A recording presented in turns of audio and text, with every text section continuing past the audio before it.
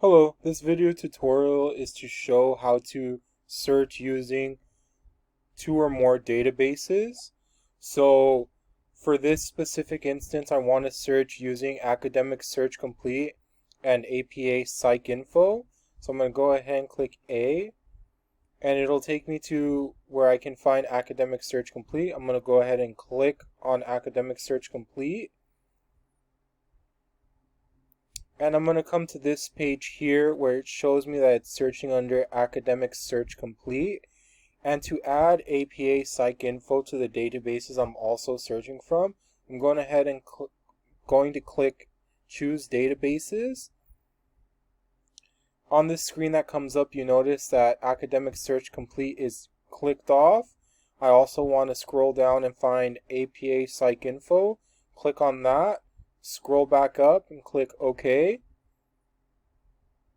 And now you should be able to search using both databases. You can go ahead and enter in your keywords here, and then go ahead and click search to get your search results. I hope you found this video tutorial helpful. Thank you.